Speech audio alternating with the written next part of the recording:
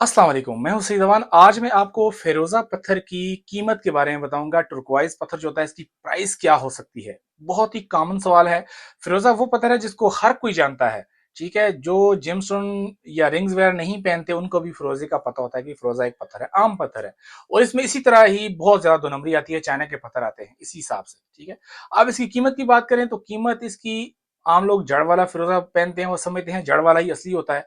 तो जड़ वाला फिरोजा दूसरे फिरोजे से थोड़ा सा सस्ता होता है। मिसाल के तौर पर अगर ईरानी फिरोजा है, रजाकी वगैरह, तो इस तरह का फिरोजा जो होता है आपको 500 से लेकर 2-3 हज़ार के राउंड अबाउट मिल जाता है। ठीक है, वही फिरोजा अगर नीट एंड क्लीन है, बहुत अच्छा है, कलर भी उसका अच्छा है और कटिंग बहुत अच्छी है, तो वो फिरोजा आपको इस तरह के फिरोजे मैंने देखे हैं कि हमारे पास भी लोग आते हैं 50-50 लाख रुपए की एक एक रिंग बना के बेचते हैं।